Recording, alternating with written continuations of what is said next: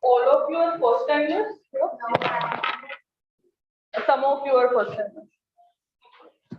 Most of you. All of you are graduates? Or most of you again?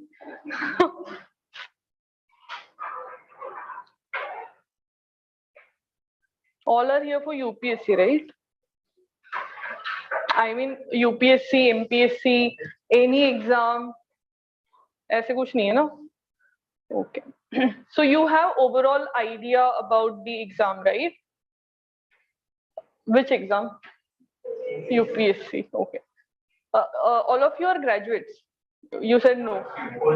Pursuing, like undergraduates. As in, so graduates ho na without. So all of you are graduates. Post ho, doctoral ho, postdoctoral ho. That is another thing. But all of you are minimum graduates. Okay. Anybody who with the background of history, prior background of history or humanities? Nobody? Nobody is from humanities here? अरे फिर बोलो ना. Yeah, okay, great. So you must have studied history at some point of time, right? Okay. All right. So this is a class for world history, right? Do you have any idea about the subject or about the subject and the exam, how to approach this particular subject during the exam, or what is expected in this particular subject, or what is the overall syllabus? Nothing? Oh, I am going to enlighten you today about the subject. All right. So before I start, I'll just give you brief about me. My name is Namita. I have done my post-graduation in Masters in History from JNU, and history was my optional when I was UPSC aspirant, and I am with Lakshya Academy for last 10 years or so. Okay, and yes, I'm of course a graduate. Okay, all right. So now let's start with world history. I will just give you brief about the subject and how to approach this particular subject. Okay. Now, as far as history is concerned, okay, in UPSC, history is an important, or rather most important subject, most important topic, because most of you will end up taking history as your optionals also, right? So it plays an important role. Why? Because it is there in your prelims as well as in your mains. So history का weightage काफी high है for both the levels. You know ना, 3 levels में exam होती है. So I am assuming all these things that you know the overall pattern of the exam, you know certain basic things about this particular exam, and usi assumption ke basis pe I am building this particular thing. Okay, you can keep writing simultaneously whatever you feel like ki is lecture mein kya likhna zaruri hai. So this is like a demo class or introductory class, so I won't be starting with a topic as such, right? So you can keep writing simultaneously. So as far as history as a subject is concerned, it is very comprehensive subject when it comes to UPSC, right? Because you have history in your prelims, you have history for your mains. Mains which paper? GS1, right? So GS1, almost entire paper is on history and some other parts of society, sociology, women and all, right?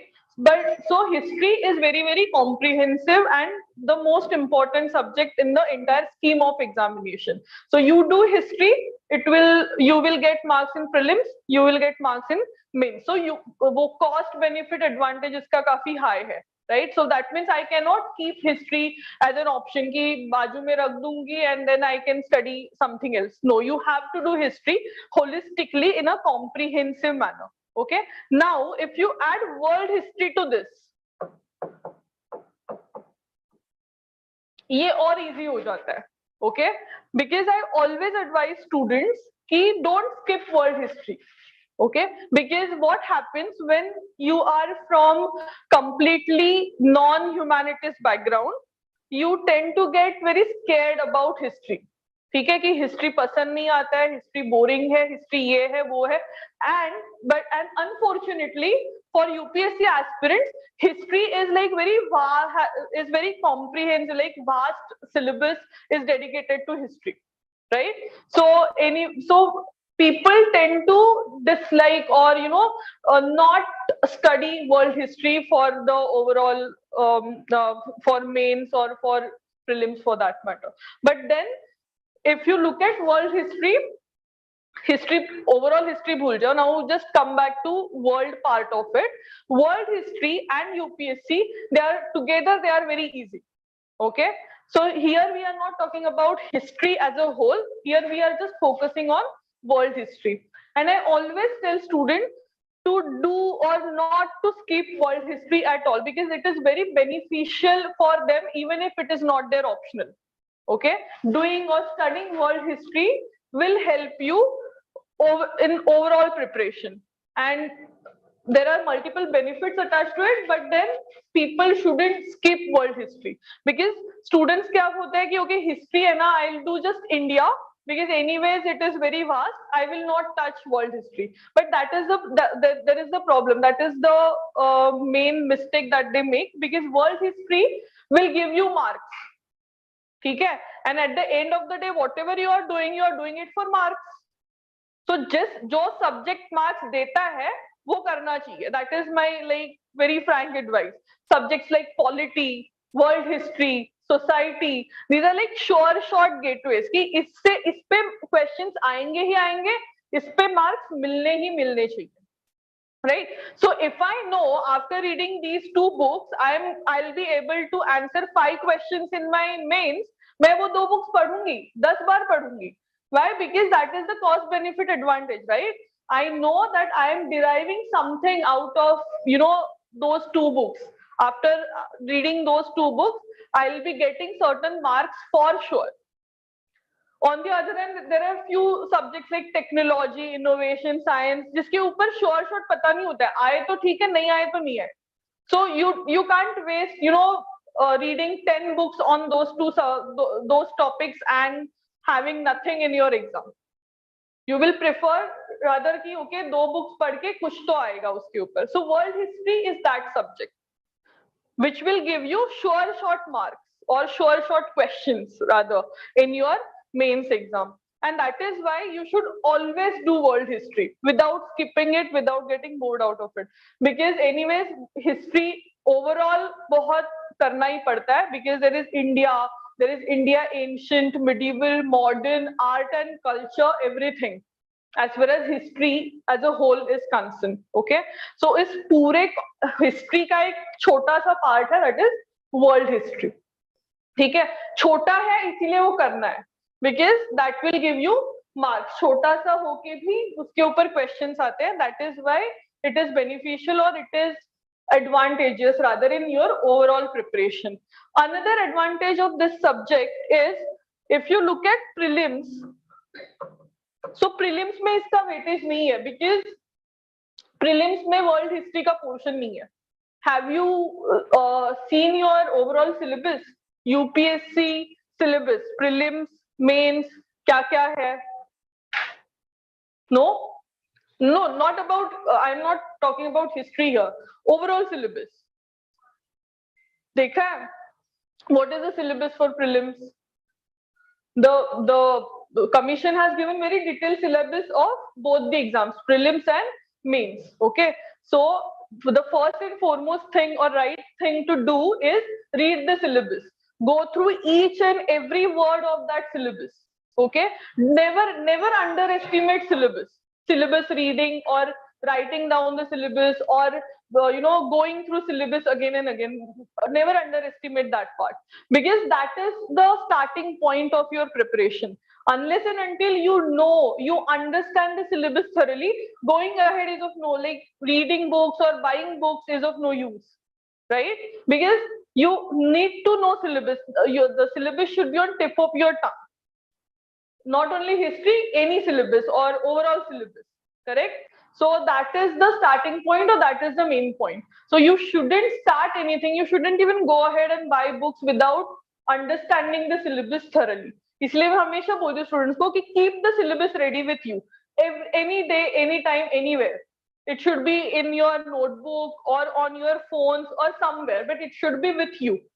So इतना उसकी आदत होनी चाहिए कि इतनी बार देख के होना चाहिए कि सामने सब्जेक्ट दिखा तो it should be in front of you कि okay इसके ऊपर ये syllabus है और this particular topic has these subtopics in as part of my syllabus.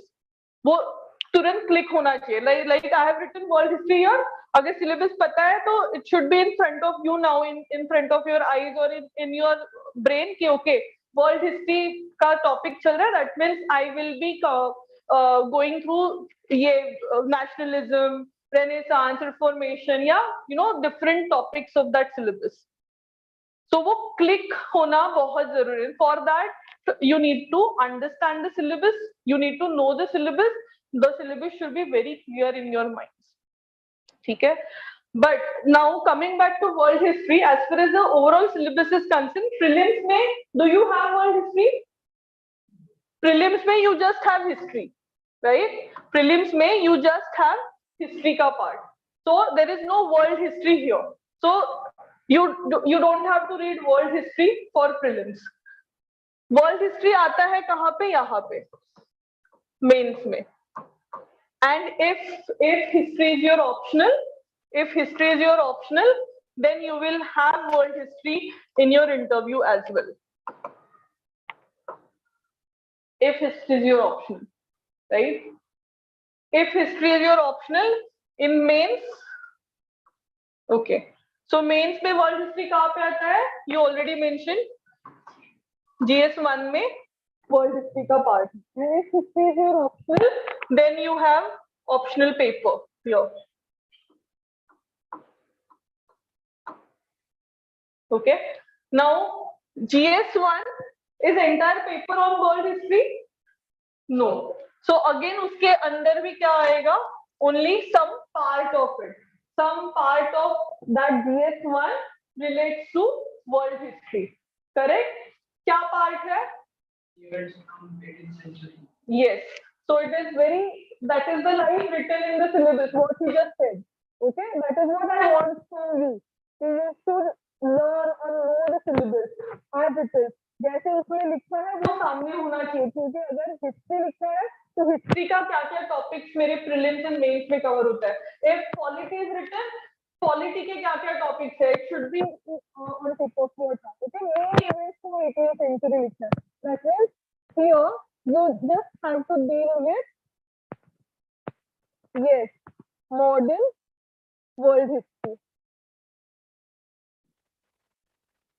So again, ये इतना सिंपल कर दिया है. Okay, as far as world history is concerned, this whole subject is so easy for your in your UPSC preparation. You should take advantage of it. क्यों simple है? Because I don't have to study it for prelims first. Second, mains में if not optional, then only GS1. Within that, only one part of it. So I'm not asking you to study entire world history. They have focused only on modern part of it. So और weightage कम हो जाता है, right? But then because it is just a small part of your GS1, इसके ऊपर sure questions आएंगे, right? That means if I'm doing this or if I'm reading this for my mains, GS1 में मुझे पता है कि okay इस subject पे कुछ तो questions आएंगे. So I can have that confidence because overall history में I cannot say with confidence okay I know कि you know Indian history के इस part से इतने questions आएंगे या ये वाले questions expected है, right? Because again history is a vast subject. There is no one particular framework for it. World history gives you that the advantage, right? And that is why I again and again or I tell students to take advantage of that particular aspect की जहाँ पे भी framework दिखे तो subjects like world history, polity, economy for that matter, which has you know one particular boundary attached to it कि वो boundary cross करके commission जा नहीं सकता है बाहर कहीं पे भी जाके कोई भी topic से कुछ भी पूछे. So they have to adhere to that boundary. Like in case of polity, I'm digressing a bit here. In case of polity, they cannot bridge the boundary of Constitution of India. In case of world history, they cannot bridge the boundary of modern period of world history, right? So these are the boundaries set by them within that syllabus limit. Correct? And इसीलिए उसके ऊपर जो questions रहेंगे वो typical question, dynamism कम हो जाता है. Understand one thing, UPSC is anyways a dynamic exam. उसमें main और dynamic हो जाती है. Dynamism का मतलब समझते हो? It keeps on changing, and there is no sure shot pattern or sure shot, you know, one particular framework for it. That is why dynamism makes the exam difficult, right? So prelims, mains के चारों papers जो भी है general studies के, they're all dynamic. So within this dynamism, you have to search for some stagnant aspects of the syllabus. जहाँ से आप sure shot वहाँ उठा सकते हो. तो क्या stagnant aspects है? Constitution of India, for example, world history, Indian history के कुछ parts, right? They will not change, or they are important. That is why they will keep on repeating themselves. Correct? So you have to take advantage of these loopholes within the overall exam pattern. Other that इसीलिए ये exam को easy करना पड़ेगा हमें, ठीक है? Correct? So world history gives you that one particular loophole or one advantage wherein you can come, read and solve answers or give answers and make marks out of it. Each mark counts at least in mains, so yes sure. ठीक है? So अगर मुझे पता है कि 2 questions भी मुझे यहाँ पे आ रहे हैं इसके ऊपर, तो then still I will go for it. Worth doing it. Correct? So this is the boundary set here. Modern is the period word for world history, and it is one aspect of mains GS1 का paper. That is why this subject is easy. That is why I say कि world history ये easy है overall Indian history से. Correct? ठीक है? So very easy subject, right? समझ में आ रहा है कुछ? ठीक है? अगर इसके बीच में कुछ doubts वगैरह होंगे, questions होंगे, raise your hand or you can simply, you know, raise it and mention it or ask me at any time. Just don't wait, you know, time मिलेगा बाद में पूछूंगा. अभी अगर कुछ पूछना है तो बीच में you can ask. All right? ठीक है? Okay. So now as far as the syllabus is concerned, ठीक है, ये easy तो है and whatever I just mentioned. Another reason why this is easy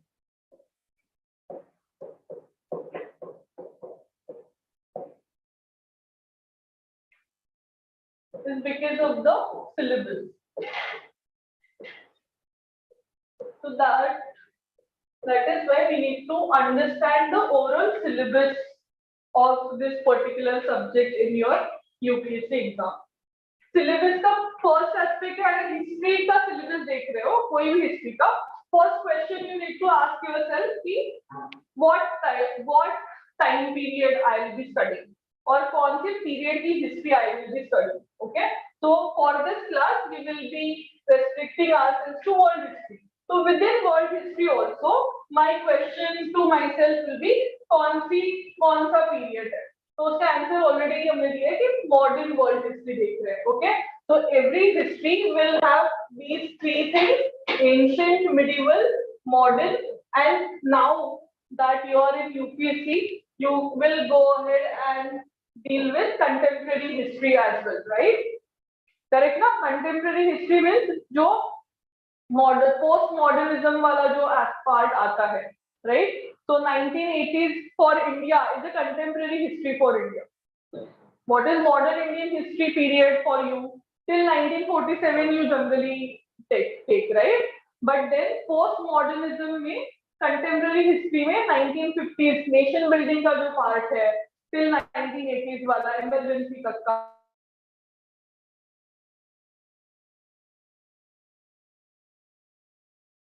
that is part of contemporary history. For modern periods में history पढ़ी थी, ancient, medieval, modern, but slowly you have to go beyond that for UPSC in both, like in India also and for world also, correct? Okay, so out of these periods, as far as world history is concerned, in general studies world history is concerned, you have modern, and I am going to add some parts of contemporary here. Why? Because of the type of questions they have been asking, you have to connect the dot from modern to contemporary. You have to connect the dots. ठीक है? क्या होता है ये contemporary वाला part? वो जब syllabus discuss करेंगे तब पता चलेगा. Because see, understand one thing. History will not happen in isolation. Right?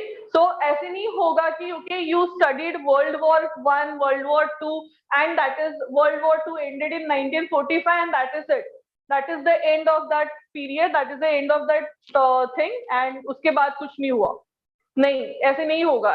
Each event in history, each event of the past will have some impact on the future, and that out of that impact will be the cause for some future event.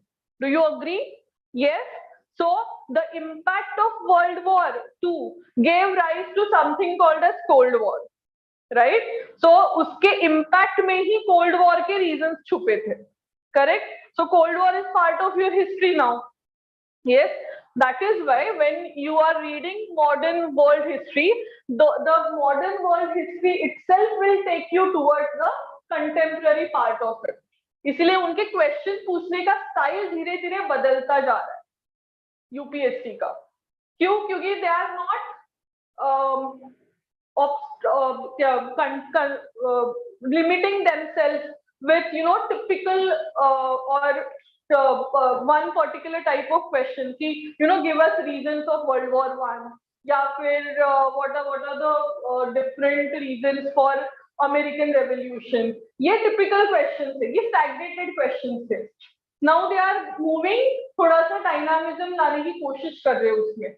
So they are trying to connect. See, वो ये देखना चाहते हैं कि you are not just simply reading history. You are trying to understand and grasp that particular part, correct? And वो तभी समझेगा जब आप you will be able to link those events, connect those events. Okay, history is just not a story. ठीक है, इसीलिए वो novel नहीं है ना. History is not simply a story, correct? History is something which will prepare you for your future or will make you understand your present in a better manner. Correct? तो वो UPSC यही चाहता है कि how you are trying to understand history in your present scenario. इसीलिए वो modern के तरफ से कंटेम्प्रेरी की तरफ बढ़ रहे हैं. That is why you have to read something related to contemporary world. India में तो एनीवेज करोगे, it is that is part of your syllabus, but then world history में though it is not written explicitly in your syllabus, okay, though it is not made explicit by them, I advise students to go through contemporary part of it, some part of it, because it will help you in writing overall answers to your word. Correct? समझ में आ रहा है कुछ? Yes. Okay. So syllabus क्या है? You have syllabus copy with you. You need to have syllabus copy with you always, right? Like I mentioned earlier, this is for any subject, every subject. Keep the copies ready with you in your notebook, on your phone, wherever it's possible, in your brain or जहाँ पे भी रखना है. But you have to have the syllabus copy in front of you. At least first few lectures जो होते हैं तुम लोगों के, right? So world history का, मॉडर्न वर्ल्ड हिस्ट्री का सिलेबस क्या लिखा है उसमें पढ़ो.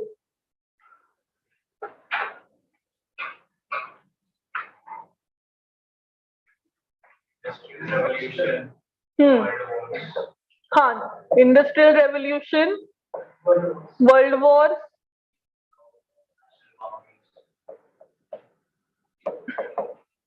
National boundaries,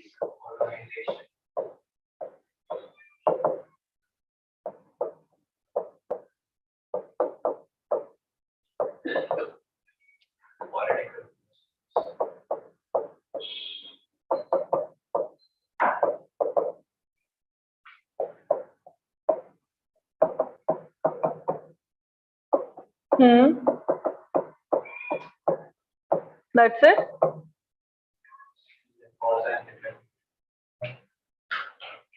Cause and effect. Form, sorry.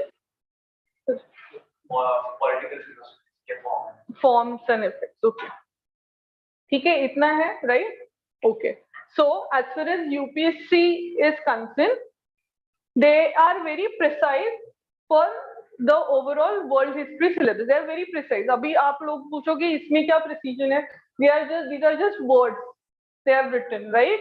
But इससे ये तो clear होता है कि they are talking about modern period, specifically period of, or rather period from 18th century onwards.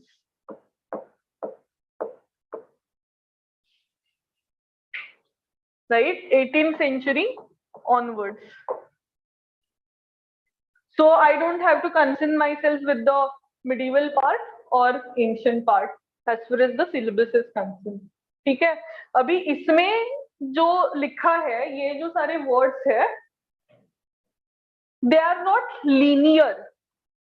The world history, modern world history is not linear in fashion. ठीक है, इसलिए आपको वो स्कैटर्ड लगेगी कि एक जगह पहले बोल रहे industrial revolution, world war, then colonisation, political philosophies and में दिया है, नेशनल बाउंड्रीज. तो ये they are not in linear manner. ठीक है, स्कैटर्ड फॉर्म में है. स्कैटर्ड फॉर्म मीन्स क्या? For example take example of political philosophy. तो पॉलिटिकल ऐसे नहीं है ना कि वो एंड में दिया है इसीलिए लास्ट में होगा. Are you getting the point? ऐसे नहीं है कि इंडस्ट्रियल रेवोल्यूशन पहले हुआ है, दैट मीन्स इंडस्ट्रियल रेवोल्यूशन यहाँ पे कहीं पे भी नहीं मिलेगा. करेक्ट? या फिर एज ऑफ रेवोल्यूशन सिर्फ यहाँ पे ही लिमिटेड होगा, यहाँ पे रेवोल्यूशन होंगे ही नहीं. Correct? Political philosophies were spread across the entire period, जो भी आप पढ़ोगे इसमें. तो political philosophies like communism, capitalism, socialism, fascism, Nazism,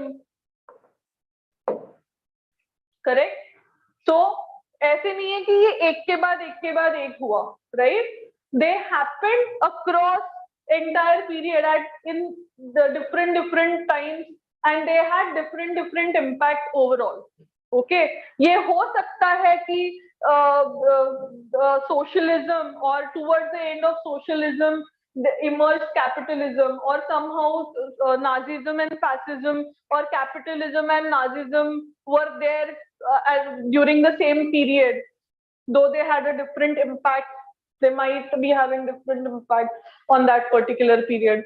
So what I'm trying to derive here is, or highlight here, is world history or modern world history for UPSC is not linear. जैसे आपकी Indian history है, Indian history is very linear. कैसे? एक के बाद एक होता है ना. Like you have a revolt of 1857, then you have formation of Indian National Congress, then you have moderate era of Congress, then you have extremist era of Congress, you have partition of Bengal, right? Then you have your Swaraj Party movement, then you have Gandhian era from 1920 onwards, right? Then you have Chodo Bharat movement, then you have towards independence, walk towards independence from 1942 to 1947, correct?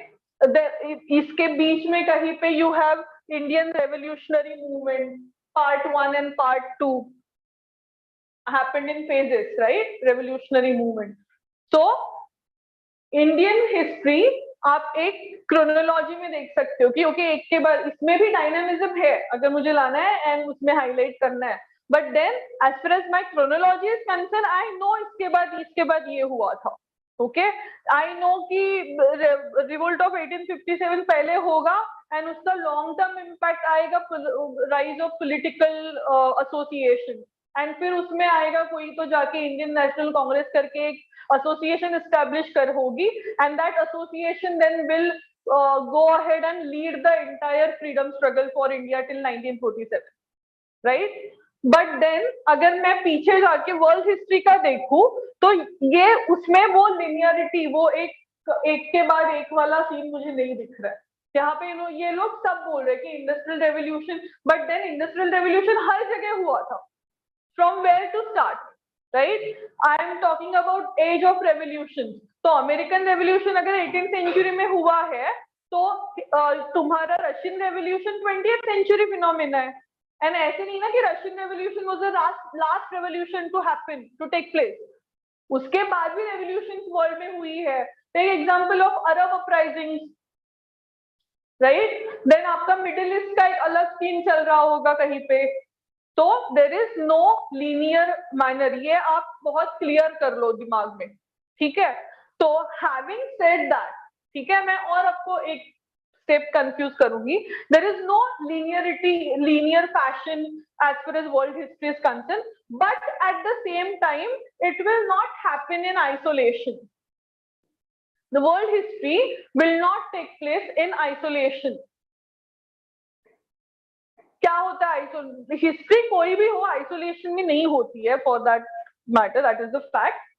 Indian history also, but because I am talking about world history here, world history and in that modern world history didn't take place in isolation, and that is why आपको इसी में connections ढूंढने पड़ेंगे, right?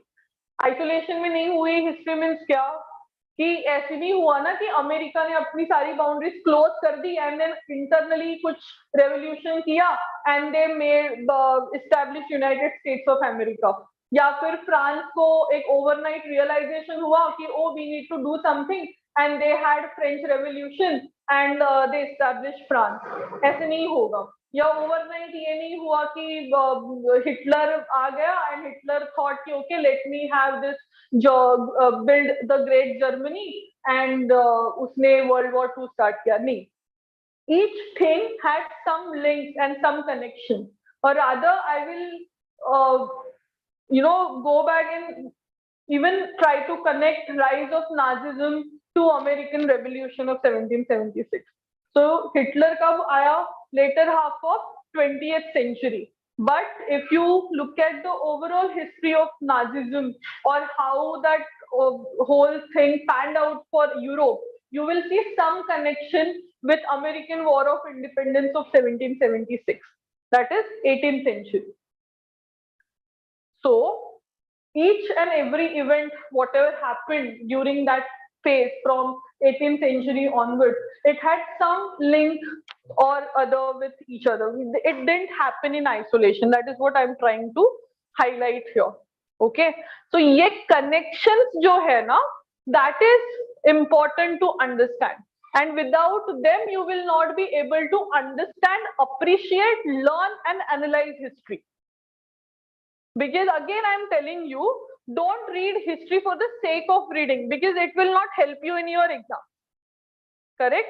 You have to understand the pain points, the important action points, और कैसे उसको वो analyze करके you have to create your answers. Then you will be able to appreciate what you are reading. Otherwise then तो ये आपको एक बहुत बल्कि किताबें मैं नाम लिख के दूंगी and you will be reading those books like you used to read your history books कि reasons for American War of Independence, impact of American War of Independence, then French Revolution, what was the role of Napoleon Bonaparte. ये नहीं करना है, ये आपने कर लिया schools में, right? What is expected from you now is to understand why these things happened and how you can connect those to your present, or rather your Indian history as well. ठीक है, क्योंकि India की history भी isolation में नहीं हुई थी. India अकेला था क्या जो वॉर ऑफ इंडिपेंडेंस कर रहा था या फ्रीडम स्ट्रगल हो रहा था? India was not the only country who was going through that entire freedom struggle, right? That is where you come across the idea of colonization. So colonization took place at world level. One of the casualties of colonization was India. India was one of the colonies, right? Correct? तो समझ में आ रहा है what I want you to understand from here. So ये आपका syllabus है जो UPSC ने दिया है.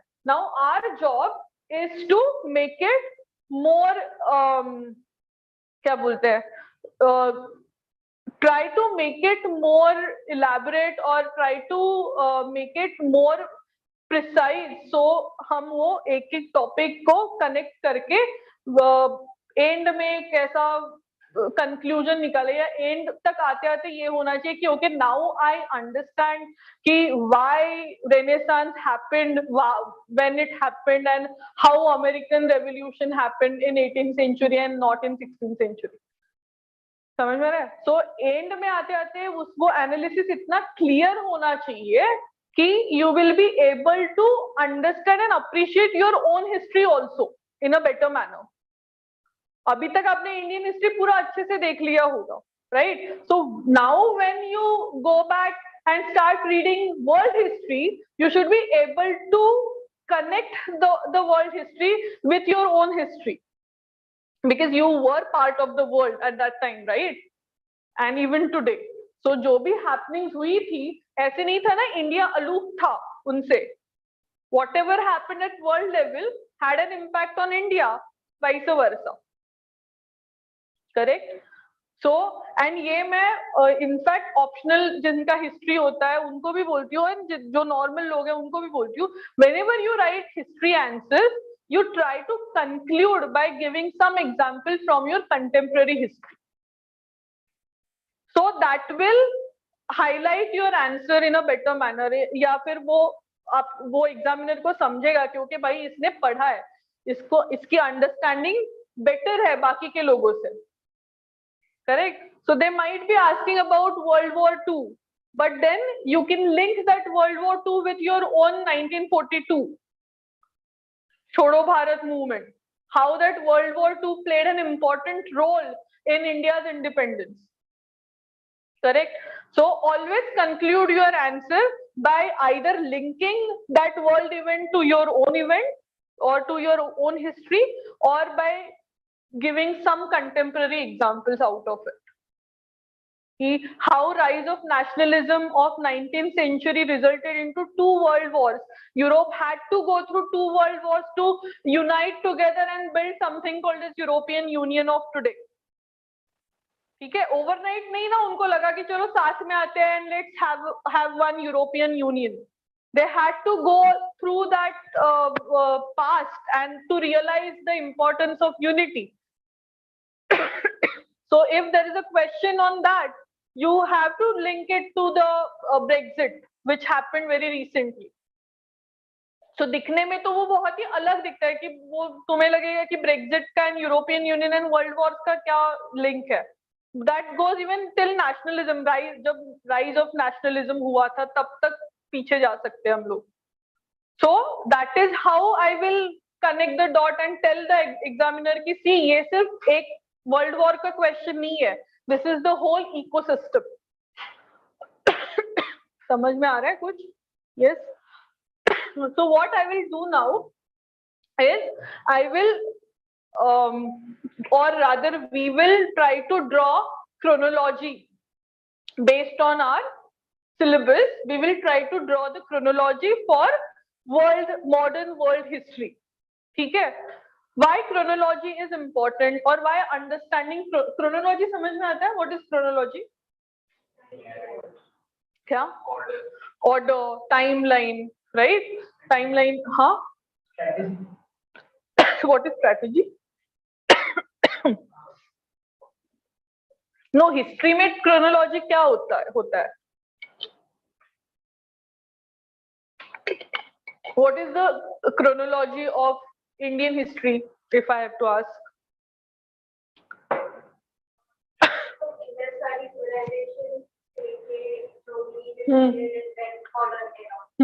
Right. So chronology is overall timeline, time period, okay, list of events. अगर मुझे एकदम crudest possible sense में बोलना हो कि किसके बाद क्या हुआ, that is the overall chronology, right? History का first and foremost thumb rule क्या है? You need to know the chronology. Without that, you will not be able to understand, appreciate, think about that particular event or read about that particular event. जब तक like suppose अभी इसी का example ले लो, ये तुम लोगों के सामने है, इसके बेसिस पे तुम क्या पढ़ाई कर सकते हो? There is no head and tail to this, right? ये plain words है for you guys, correct? So अगर इससे मुझे और clarity I'm seeking the clarity out of it, ठीक है? Because that clarity will help me in understanding the overall history, correct? So clarity कब आएगी? When I will know कि you know this is my chronology and I have to fit this whole thing, this whole syllabus into that chronology, and then take one part of it and study. So मैं एक part लेके भी study होगा मेरा and as a whole भी study होगा, because वो entire chronology में I am picking one part at a time, reading, studying, and then trying to connect that part with the rest of the parts, correct? किसी भी history, किसी भी period के लिए यही करना होता है. Chronology is very very important as far as history is concerned. तो पहले ये करना है कि पहले तो सिलेबस पता करना है.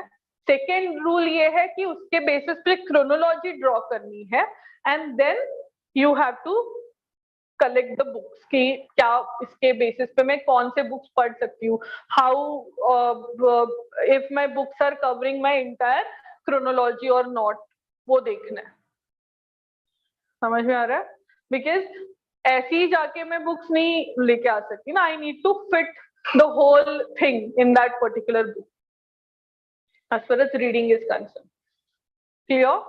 ठीक है. So we will draw chronology together keeping this era in mind. This era as in 18th century onwards. Clear? For world history. Yes.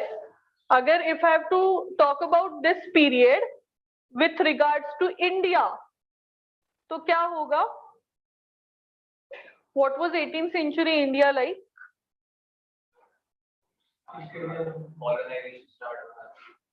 Colonization start हुआ था. So अगर if I tell you कि tell me about chronology of Indian history for 18th century, not 18th century onwards, only for 18th century. So कहाँ से start होगा modern Indian history? There has to be some starting point, right? No. Huh? 1754. No. Huh? After Aurangzeb's? After Aurangzeb's rule. And what was the end of Aurangzeb's rule? It had How it ended? disintegration of. He died, right? Simple answer. Okay. So it ended with the death of Aurangzeb, right? So yeah, that is correct, right? So in modern Indian history, the starting point is considered as death of Aurangzeb, that is 1707. Early the first decade of 18th century, correct? 18th century, यहाँ पे. So just keep that event in mind. So जो हम chronology अभी यहाँ पे देखेंगे, simultaneously एक simultaneous chronology बनेगी किसकी? इंडिया की. कि जब वर्ल्ड में ये चल रहा था तो इंडिया में क्या चल रहा था, समझ में आ रहा है? And how that world event might have inspired, influenced, impacted the Indian event or Indian history for that particular period. Clear? या अभी तक कुछ डाउट है? समझ में आ रहा है? डिफिकल्ट लग रहा है? बोरिंग लग रहा है? बोरिंग लग सकता है. I don't know difficult thing because history is not difficult, right? History is like very clear. It is like history. It is like story. Okay, it can get boring but not difficult, right? तो समझ में आ रहा है कुछ? या हो गया कि चलो छोड़ो इतना नहीं पढ़ना है type? Any doubt up till here? India का मॉडल है. अभी तो हमने वही बोला ना 18th century. Yeah, Indian modern era is 18th century. Rather, world का modern era is not 18th century. It was way before 18th century because Renaissance happened before 18th century, right? So India was very late to the modern period by that standard, by world standard, but still ठीक है. See, world का अपना एक era रहेगा, and then each country will have some significant events as per their own chronology. Like for example, in India's case, if independence happened in 1947, America में वो तो 1776 में हो गया था. And then there are few other countries in Africa जहाँ पे अभी भी नहीं हुआ है. समझ में आ रहा है? So for each country, that starting point would be different. Correct? So let's draw the chronology now. If you have any doubt, ask me now. Otherwise, we'll start with the chronology part. So basically, Yes. America का contemporary era 15th century. Contemporary नहीं, modern. American history, modern age. See, America was anyways very much part of that European history. क्योंकि तो इसीलिए उनका बहुत ही strong connection रहा है Renaissance and Reformation से. So in the world history के इसमें modern period started from Renaissance. Now Renaissance is very continent specific event. It happened in Europe, okay, because of the proximity of Americas with Europe. उनके पास वो जल्दी ज्यादा reflect हुआ, right? As compared to Asia or Africa for that matter, correct? So उनके modern Renaissance में और उनके modern period में ज्यादा difference नहीं है. You can see stark difference between European history, American history, and Indian history or Asian history for that matter, because these guys were aloof because of the travel constraint या फिर बाकी सारी चीजों से, बिकॉज वो पहले अपना करेंगे ना. First industrial revolution will happen, then they will industrialise themselves, then they will industrialise the neighbours, then they will industrialise their own continent, then they will industrialise the neighbouring continent, then they will come back to some other continent जो एक फार of area में है. समझ में आ रहा है? तो industrial revolution में भी उनके कंट्री में 18th century sorry 16th century में हुआ हो, 17th पे हुआ हो, बट वो अपने यहाँ पे आते आते मे बी 2 सेंचुरी चली गई हो. Correct. So for you, industrial revolution might have happened in 20th century, very late by their standards. Okay, so let's try to draw chronology here.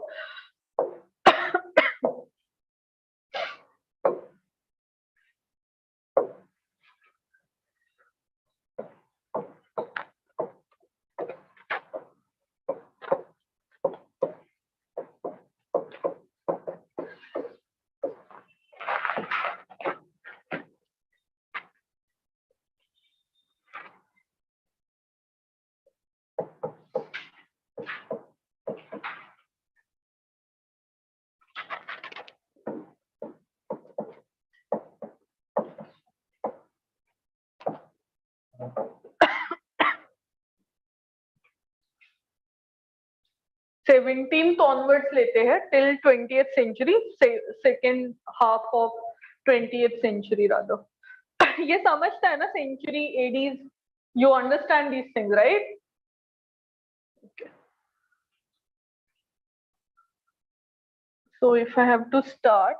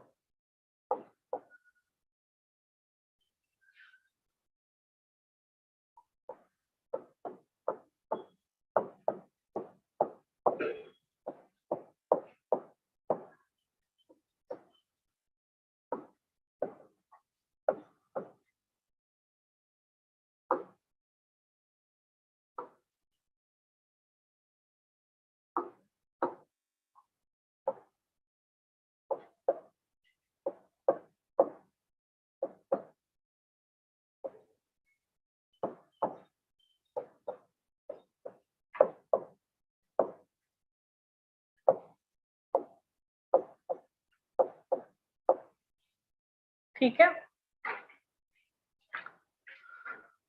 We have to fill in the blanks also. पहले ये लिख लो and then we will go ahead and write certain things here. यहाँ तक हुआ है लिख के?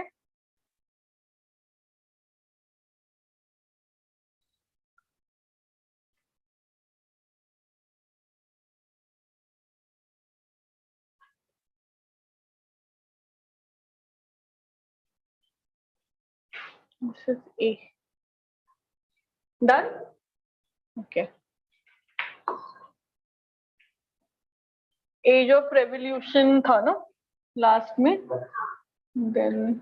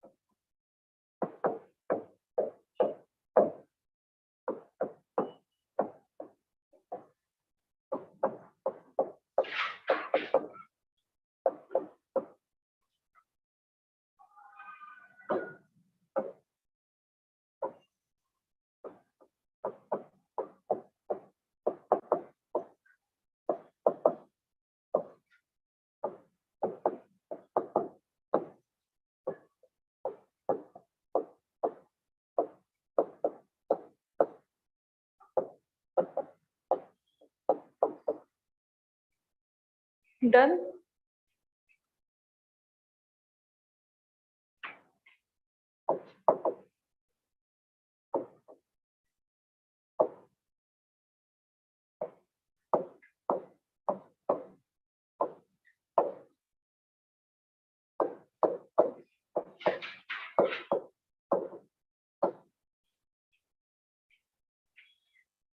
Done?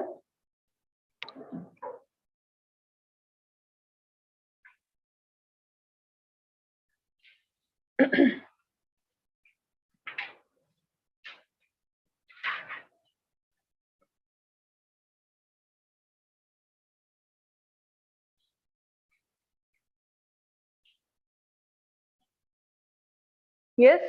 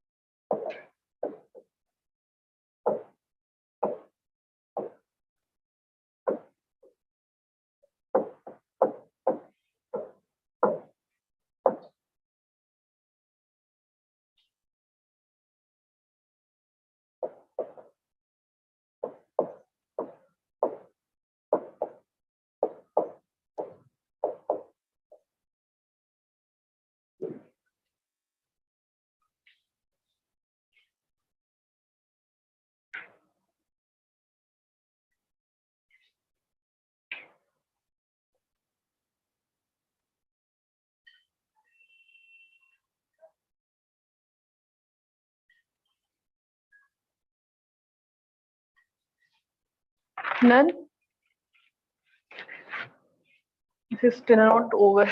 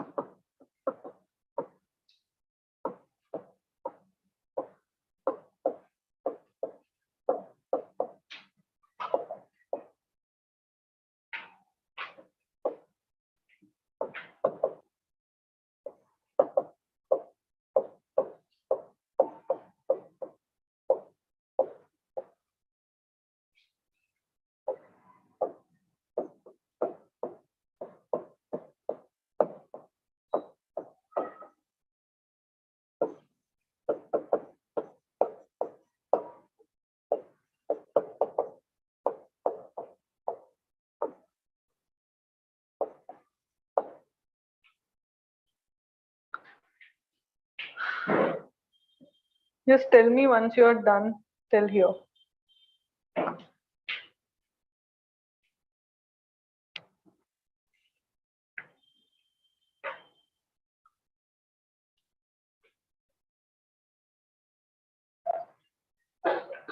That last is rise of unipolar world.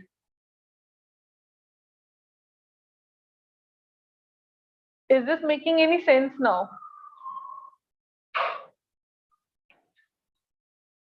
Okay, still not over.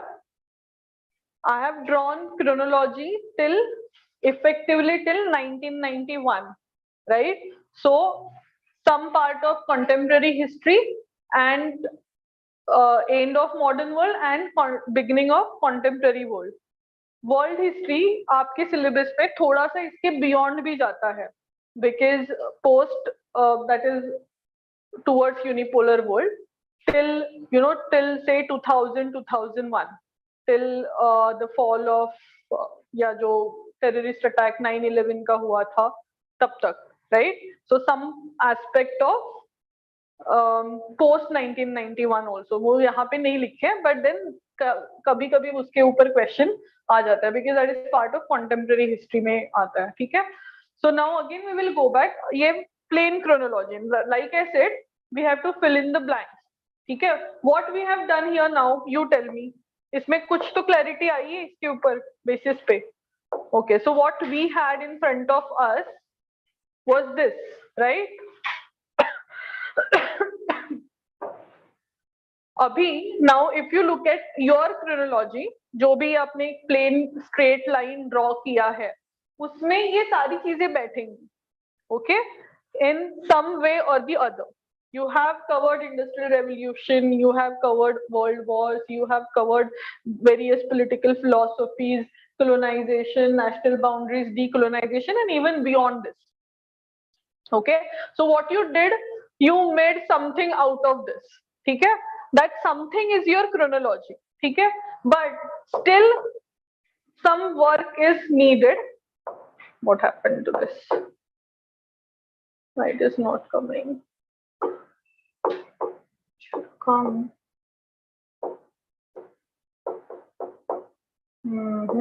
Wow.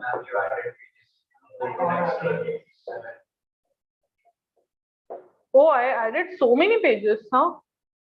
Okay, thanks.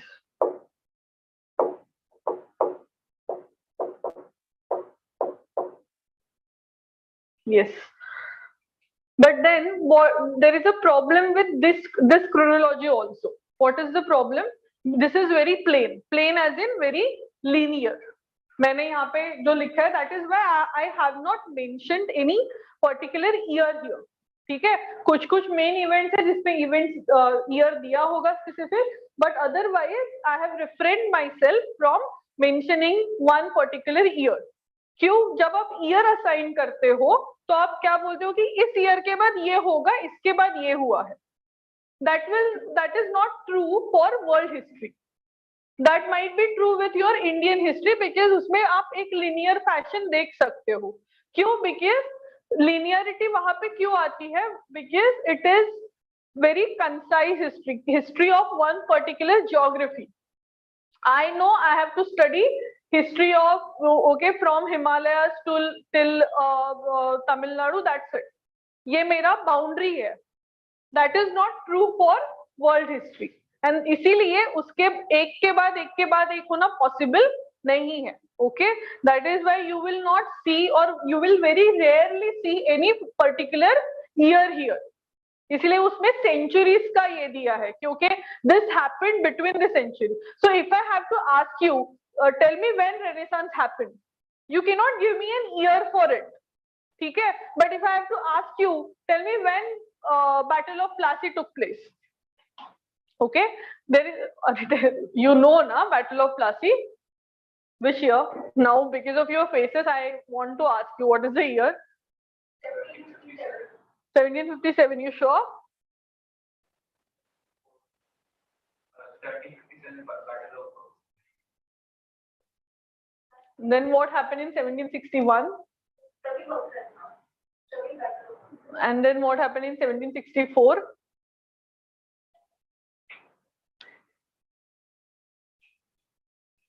Okay, so the point I want to draw here is because of the restricted geography, you can assign one particular year to within the chronology. Okay, that is not true for world history. इसीलिए हमने यहाँ पे centuries cover किए हैं for certain. Because see, ये events जो world history में होंगे, they will spread across different continents and they will take time. ठीक है, इसलिए मैंने एग्जाम्पल इंडस्ट्रियल रेवोल्यूशन का दिया था. We all know industrial revolution started in England. Okay, so within English history there might be one particular year for the start of that particular event, but that is not true for entire world, right? You can not say कि okay इस साल में industrial revolution start हुआ. Because first it started in England, then it spread to France, then Europe, then Americas, and then Asia. So Asia में आते आते उसमें एक century चली गई थी already. So अगर first decade, early decades, or rather first decade of 18th century, Britain saw industrial revolution happening. India में आते आते वो first decades of 20th century हो गए थे. Because first industries and everything happened in India only during 1900s. That is the beginning of 20th century. तो समझ में आ रहा है वो 100 years का gap क्यों है? because of the spread. So यहाँ पे जब हम industrial revolution study करेंगे as a part of world history, I cannot assign one particular year to that.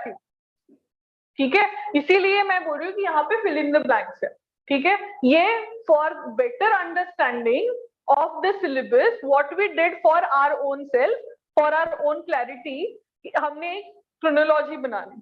So now I know what I have to study clearly. ठीक है, this whole line अगर कुछ नहीं एटलीस्ट मुझे some clarity तो दे रही है, right? Now I have to pick one aspect of it and then उसको बड़ा करना है. Are you getting the point? यही करना होता है हिस्ट्री में. Chronology is an important aspect of history. ठीक है, what is so in order to better understand your history, there are only two things you need to master. One is chronology, other is geography. Chronology and geography are two eyes of history. ये मेरा word नहीं है, it was some great historian E.H. Carr, he had mentioned in his book. So chronology and if you take any event, if you know the chronology of it and the geography of it, you know the event. Correct? So पहला ये तो आपने देख लिया कि this is the chronology. Now you take the chronology, you try to reprocess it further. Correct? So इसमें क्या fill in the blanks है? So again, let's come back here. I started with oh no. Okay. I started with fall of feudalism and then onwards we created the overall chronology. So इसमें क्या करेंगे? ऐसे नहीं हुआ था कि feudalism का fall and immediately then there is Renaissance and there is immediately revolution.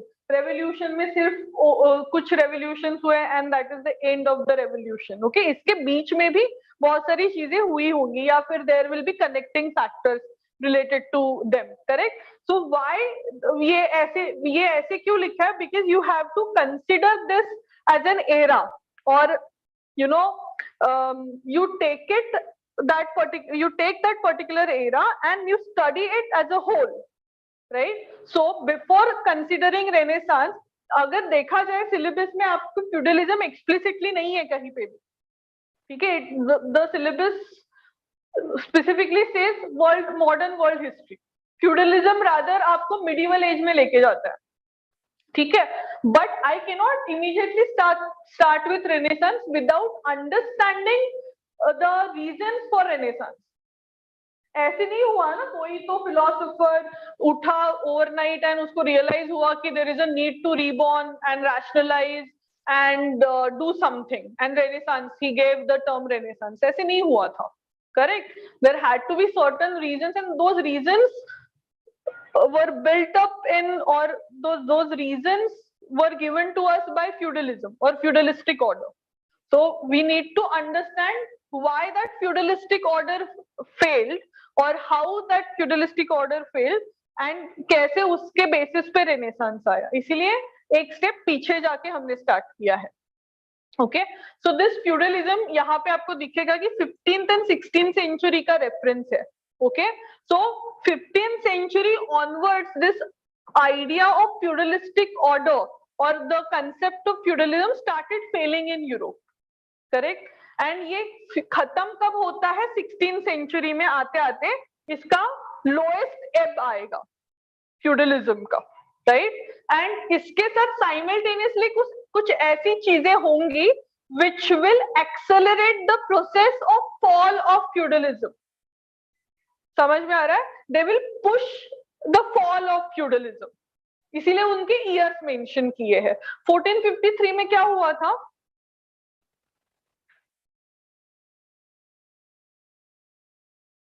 क्या हुआ था 1453 में? Yes.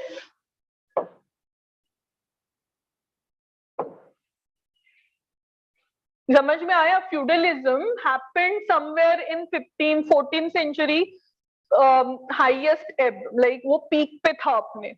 Then it started failing, and by 15th and 16th century it was at the lowest rung. ठीक है, तो कुछ कुछ चीजें ऐसी होंगी जिसमें वो effective रहेंगी for its fall. So 1453 is one such year which, and this particular event is considered as वो जो होता है ना क्रॉस रोड इवेंट जिसको हम बोलते हैं कि बहुत important रोल प्ले किया था इस इवेंट ने. This event mark something, beginning of something new. So that is why it is considered as one of the important reasons for fall of feudalism. Not a reason for Renaissance, but rather reason for fall of feudalism. Correct? 1453 saw fall of Constantinople.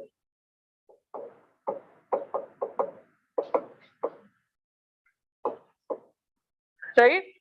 Then 1493, 1498 क्या हुआ था? अरे ये तो ठीक है, fall of Constantinople तो चलो मैं I will give you benefit of doubt, जो मुझे नहीं देना चाहिए considering you all are graduates. But 1493, 1498 में क्या हुआ था?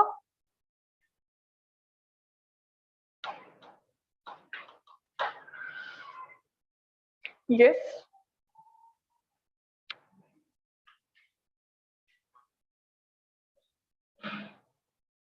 why blank faces? Are you reading modern world history for the first time in your entire life? Don't say yes, it cannot be true. अरे कभी तो स्कूल में कभी तो किसी तो स्टैंडर्ड में वर्ल्ड हिस्ट्री पढ़ाई जाती है यार, come on. And considering you all have passed that graduation and जो भी कभी तो लाइफ में पढ़ा होगा, even if you are not humanities student, school life में कभी तो वर्ल्ड हिस्ट्री पढ़ा होगा. And you know, for these 2 years you don't even necessarily need to know world history, because ये इंडियन हिस्ट्री के भी इसके रेफरेंस में आते हैं these 2 years. Yes. So again 15th century or rather 16th century is famous for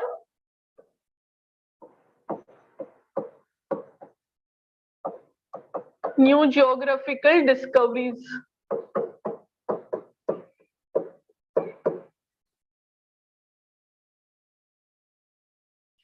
Columbus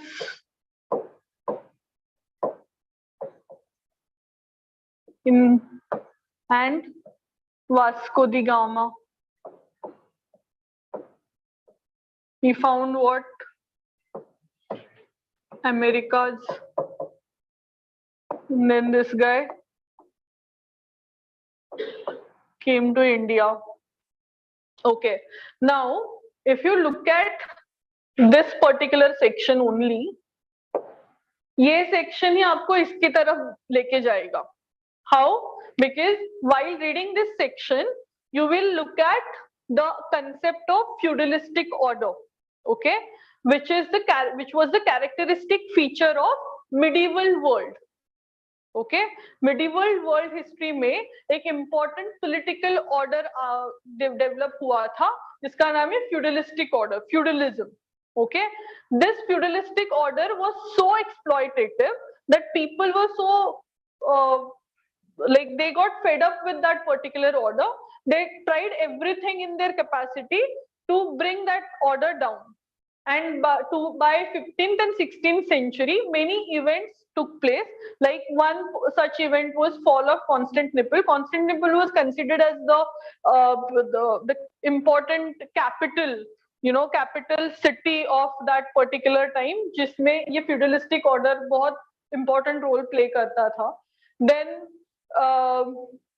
many monarchies or many monarchs helped in new geographical discoveries. That is another characteristic feature of 15th century or 16th century world, जिसमें नए geographical discoveries हुए. Important geographical discoveries were of course America and the Asian part or the India part, right? The entire Indian subcontinent. तो इन चीजों की वजह से क्या हुआ? Now you are moving towards Renaissance, okay? You are moving towards the new era. Because once they came to know कि okay, हमारे region के अलावा there is something, some new area is there, some new land is there. Okay, these monarchs will again also start imagining themselves as, monarchs or kings of bigger areas, larger areas. तो उनको एक छोटे छोटे feudal lords बन के रहना पसंद नहीं आएगा. They will think कि okay, we can become emperors, we can rule over many people. They will support these geographical discoveries, right? ये geographical out of this, what will happen? Then 16th century में आगे जाके जाते जाते because of the decline of feudalistic order, rise of a new order or a new geographical discoveries,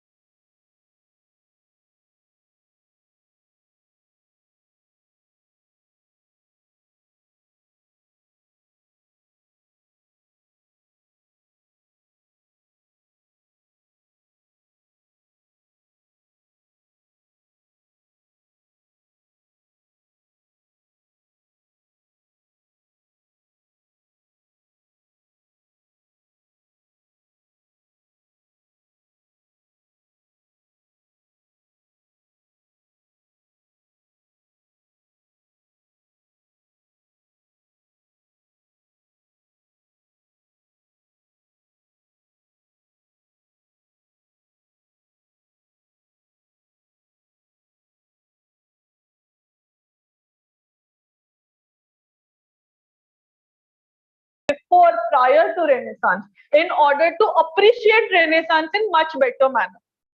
Correct? तभी पता चलेगा ना कि why Renaissance is such an important event in world history, कि modern world history की शुरुआत उससे होती है. Are you getting the point? Yes. Okay, then again renaissance का एक वन पर्टिकुलर ईयर यहाँ पे मैंने नहीं दिया है, say for same reason, because Renaissance or Reformation, these were the ideologies which was spread across many centuries, right?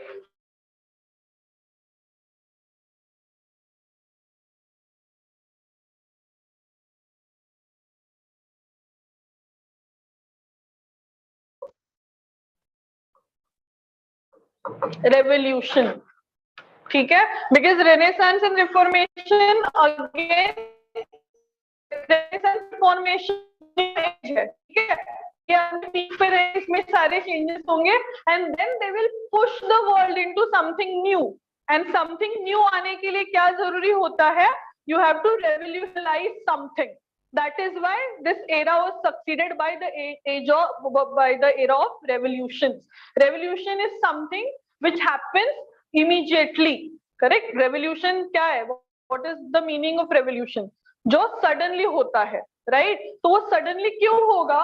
Because ये renaissance and reformation बताएंगे लोगों को कि how your society, how your polity, economy, culture, how they are bad, how they, what is wrong with them, and if there is something wrong with each and every aspect of one's life, they will try to change it into something better.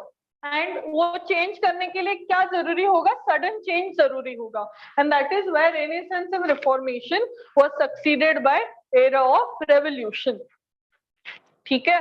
So revolution immediately होंगे, but वो होने के लिए जो ecosystem बननी है which was created by Renaissance, वो तुरंत नहीं होगा. That is why Renaissance took place for like 2 centuries, good 2 centuries, correct? Across 2 centuries, multiple countries were involved in it, right? You cannot pick one country and say कि Renaissance यहाँ पे हुआ या फिर यहीं पे ही हुआ, बाकी कहीं पे नहीं हुआ. Okay, if European Renaissance started in 16th century or early decades of 17th century, that Renaissance came to India when? Indian Renaissance करके एक age आती है ना Indian history में. What was that age? When was that age happened in India?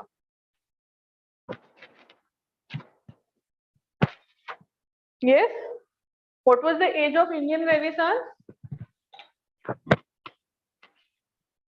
Renaissance means something new, new ideas, new society, new religion, new economy. ये India में कब हुआ?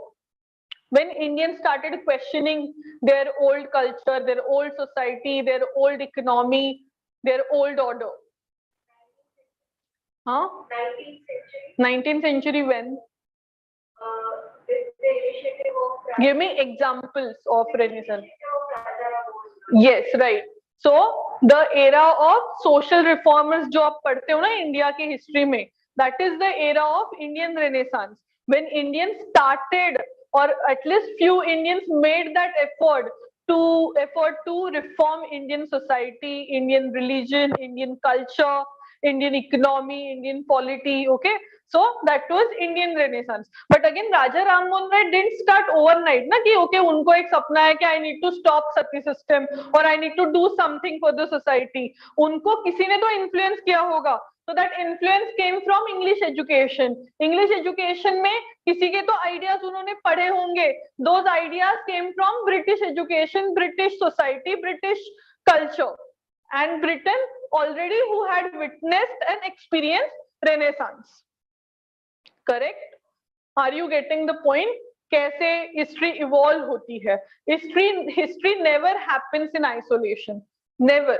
If you consider कि okay हम इंडिया में जो कर रहे हैं वो इंडिया में ही रहता है, इंडिया ही सब कुछ इंडिया में होगा, नहीं.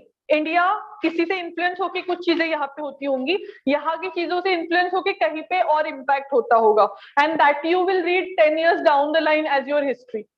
But that won't be your history as such, it will be history of the world, right? Yes. So we will slowly go to then age of revolutions, right? Now this age of revolution will have different parts again, ठीक है? So ये आते आते आपको होगा 18th century में आप आ जाओगे यहाँ पे. So अभी ये रेवोल्यूशन दो इमीडिएट और सडन होंगे, बट इसके पीछे ये सारी हिस्ट्री है, ठीक है. अगेन या इस पॉइंट पे आने के लिए the world had to go through these many changes to reach this point, to reach the point where they realize that we need to do something and we need to do that immediately. Correct? So this all started with Industrial Revolution.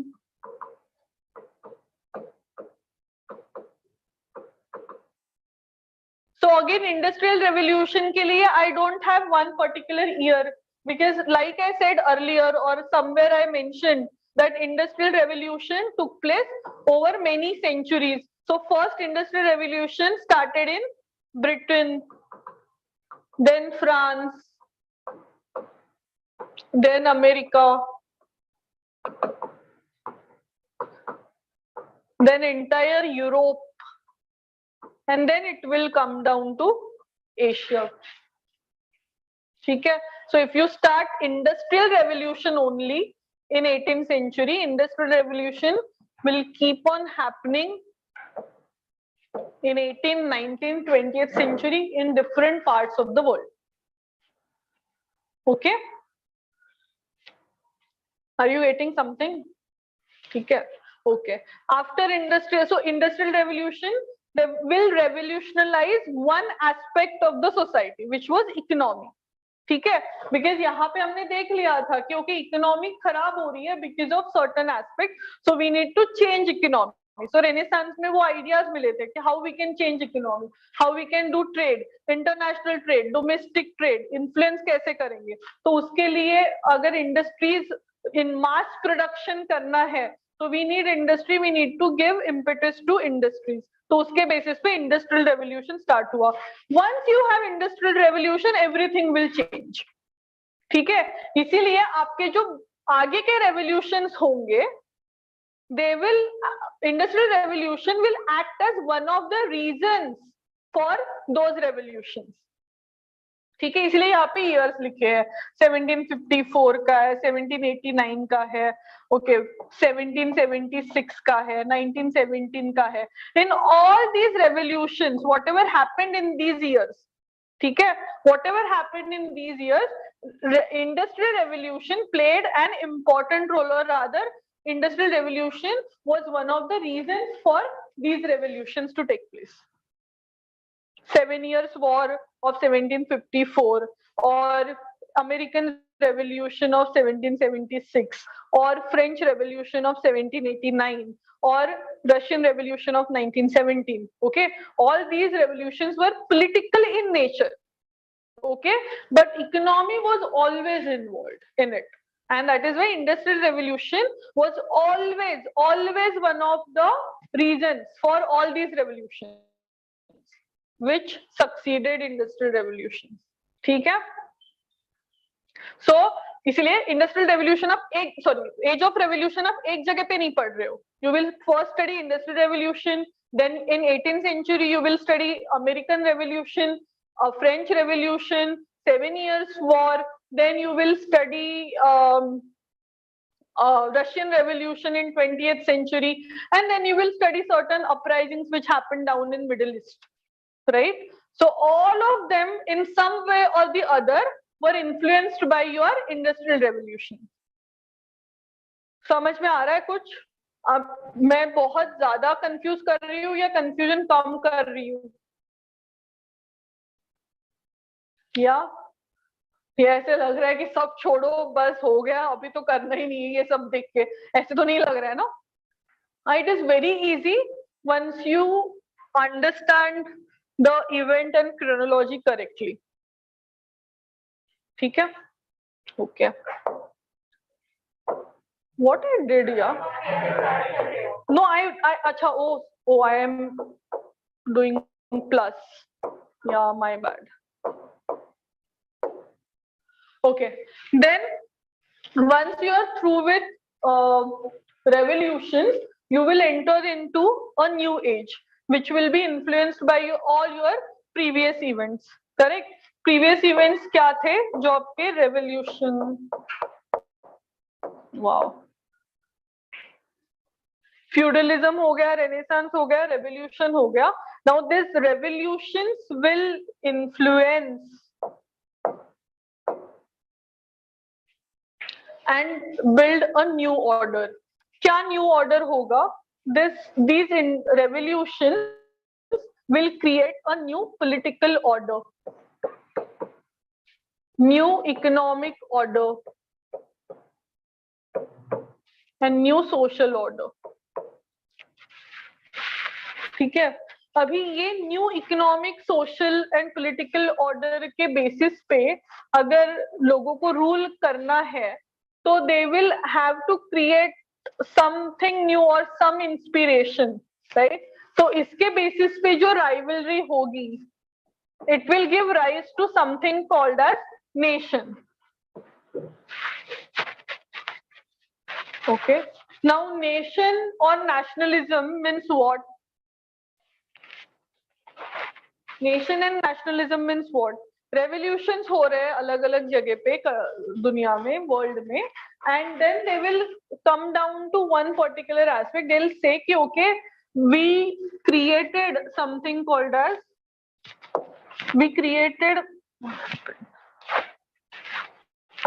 we created something called as United States of America. We created France, or we have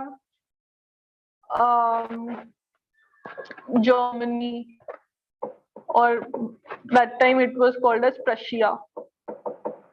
Okay, so what will happen? These revolutions, जो previous revolutions देखे थे, these revolutions gave birth to the idea of state. They gave birth to the idea of state. ठीक है. State क्या होता है? State is a geography which has a boundary where people reside and they govern themselves. These are the four important aspects of a state. Okay, revolutions gave rise to states, right? But abhi in states में आने के बाद, the people who were ruling over these states, they wanted to go further and expand the boundaries of these states. The merchants who were trading within these states, they wanted to go further and establish trade contacts with the rest of the world. So ये क्या होगा? They will or these ambitions or aspirations will force these states into something called as, or it will give rise to the idea of nation.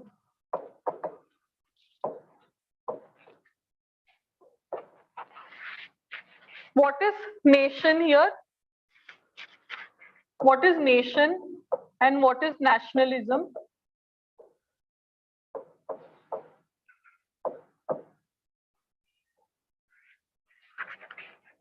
People of one state, it will, nation means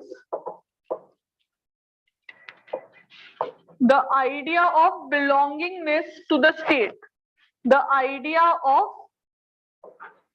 oneness, that we are one, and that is why we reside within this state.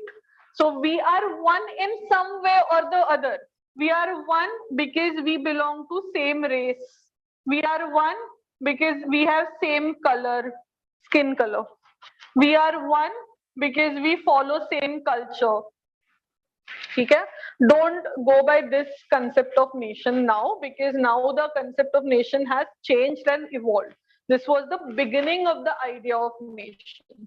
Okay, that is why this may seem very conservative now, because now it has evolved, and certainly this idea of nation is not applicable to India. It was never.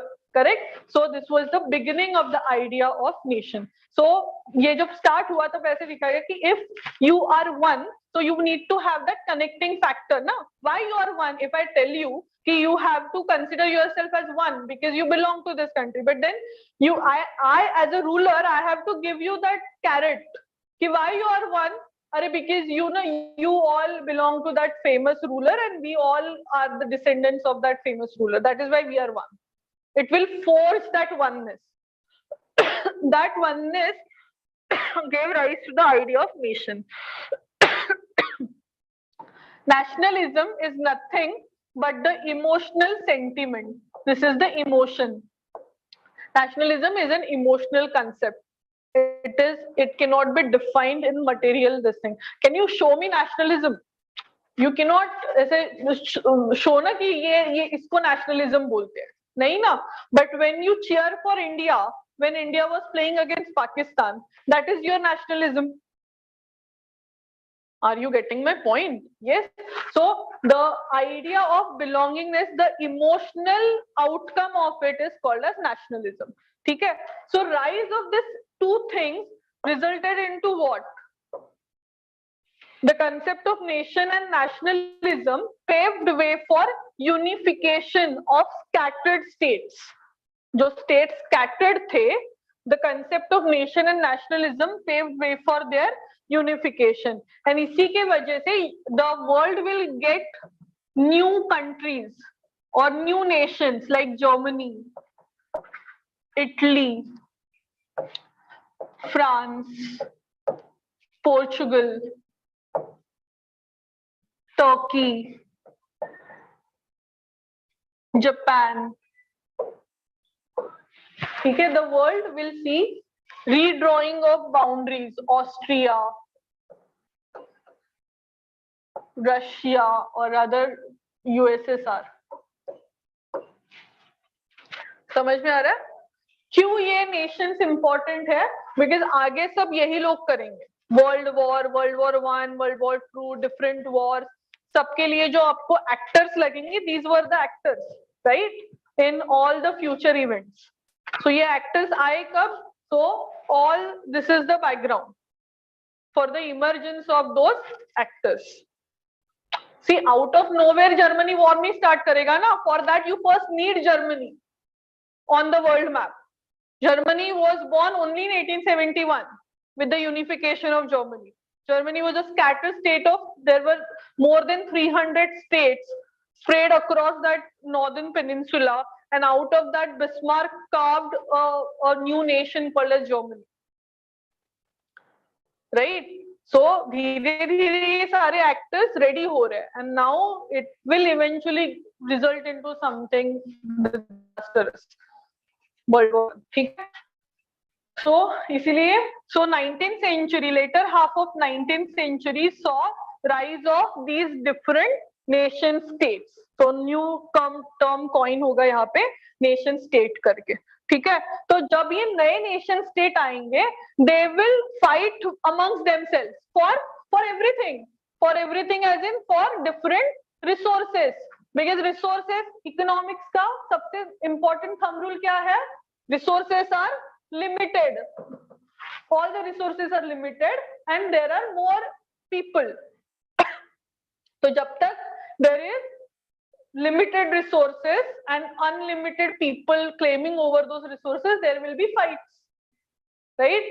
So ये आपको यहाँ पे reflect होगा, and this idea of fighting for resources is in historical terms is called as colonialism. ठीक है.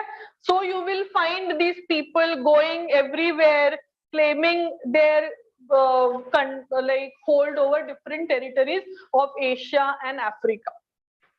So वो वहां पे देखोगे colonialism, how these countries colonized different parts of the world in their quest for more and more resources. समझ में आ रहा है कुछ? Yes. ओके. सो जब रिसोर्सेस नहीं मिलेंगे तब फ्रिक्शन क्रिएट होगा, and that friction will eventually result into war. And that war, जब ये वर्ल्ड लेवल पे वॉर करेंगे, that gave us our world war 1. अभी मैं इसमें डिटेल्स में नहीं जाऊंगी because world war one is like one particular event, तो उसका proper it is much clear then renaissance और या अदर स्टफ, राइट। उसका ओवरऑल इम्पैक्ट होगा लीग ऑफ नेशंस वगैरह, तो ये एक एक टॉपिक सेपरेट है, इसके लिए उसके अंदर जाने की अभी जरूरत नहीं है। Eventually, this will pave way for something called as ultranationalism, because whoever were defeated here, they were humiliated here, and they took revenge of that humiliation here. समझो? They were defeated. Somebody came, somebody bullied them कि अरे तुम तो defeated हो, तुम बात नहीं करोगे, ज्यादा नहीं बोलोगे, सबको पैसे बांटोगे, हम जो बोल रहे हैं वही करेंगे, right. So basically it is कि जो भी the parties who were won, who fought in World War One and then who won World War One, eventually created something, some institution. That institution imposed some humiliating terms on the defeated parties. These defeated parties, see, nation and nationalism already था, ठीक है। अभी यहाँ पे क्या होगा, those who were defeated, they realize कि okay, I didn't do anything for my nation, for my fatherland, for my motherland. What type of person I am? So some leader will come, will rise, and he will say कि you have to do something.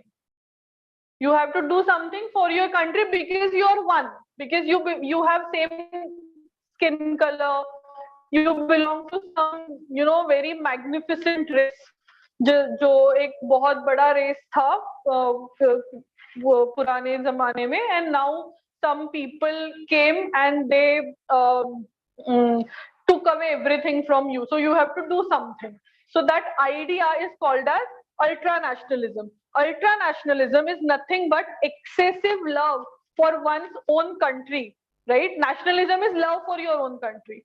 Okay? That doesn't mean you disrespect somebody else's country. Ultranationalism, on the other hand, says you not only love, you excessively love your own country and simultaneously disrespect other countries. Because there is only one truth, that is your own country. Rest of the world doesn't matter. That is ultranationalism. Okay? This ultranationalism was reflected in the concepts of or the political philosophies of fascism and Nazism. Okay? Which gave us World War II.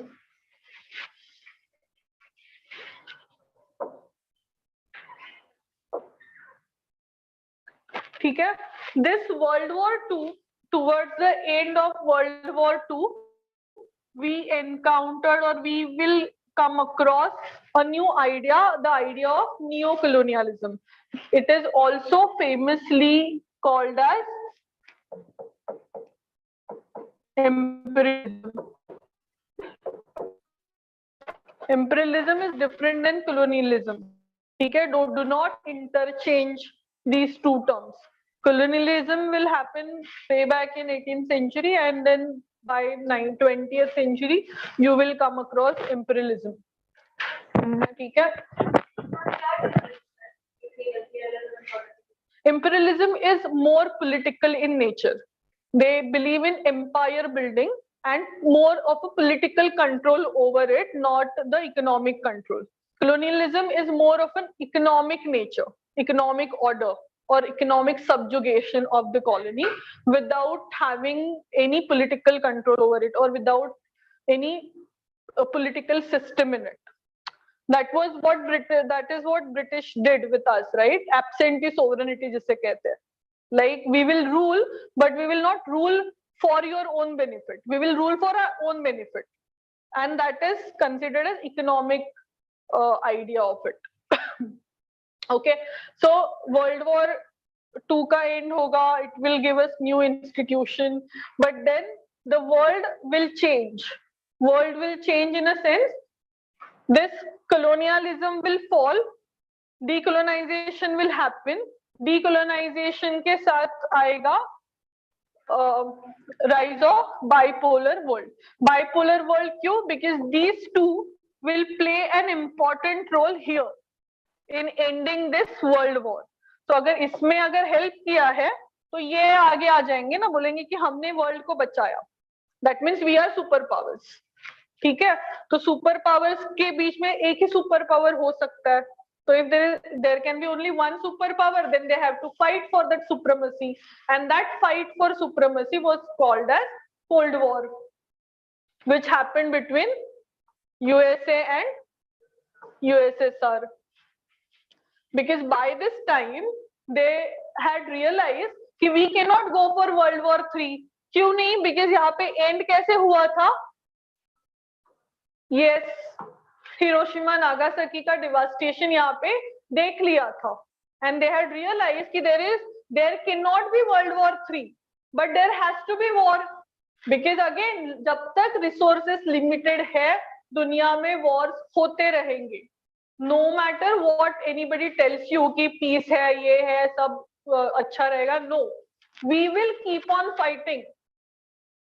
ठीक है, हम छोड़ देंगे. Suppose कल India को किसी चीज की जरूरत है and then that particular resource is limited, and Pakistan, Bangladesh, everybody is claiming their say over that resource. So हमें छोड़ देना चाहिए? नहीं, we will not, because we have our country to look after, or we have our own population to look after, right? So we will fight, right? But then यहाँ की realization क्या आया था world को, that we cannot have full-fledged war like last two world wars, because enough devastation यहाँ पे देख लिया था. And that is why the war which took place after that was called as Cold War, because this was a war of supremacy, war for supremacy. ठीक है, so इसके अलग features रहेंगे, right? And this Cold War eventually ended with fall of USSR in 1991. Which gave us a new world order called as unipolar world, जिसमें एक super power था, that was United States of America, which eventually ended by 2001 with that attack and 9/11, right? And now the world is moving towards a multipolar world. So that is your contemporary part. ठीक है? Is it making any sense now? ठीक है? Now your job is to go into details of each of these aspects. अभी आपने एक link overall बना लिया है, right? For your own clarity. Now you have to connect the dots. All right, that is modern world history for you in your UPSC. Correct? It is very simple. You have to stick to the syllabus, right? I'll stop here. If you have any doubt, you can ask. Otherwise, you can stop. Yes.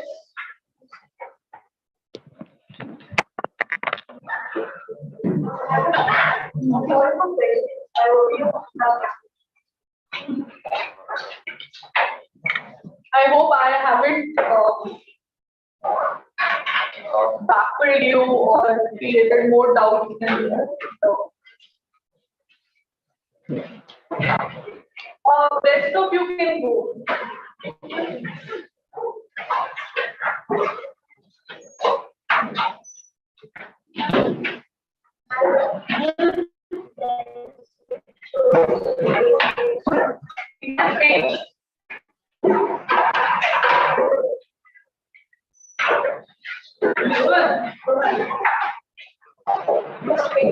First, I've had so many pages. This one.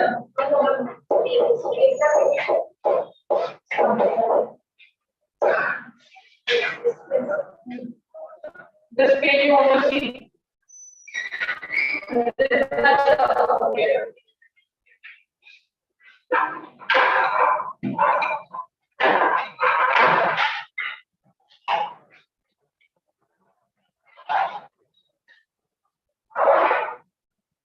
This question came in some previous exam or no, हमने publication से लिया है. अच्छा, any random question, not necessarily.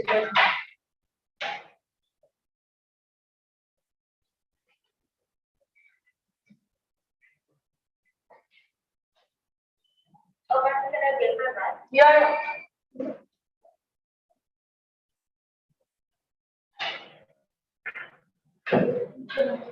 Yeah.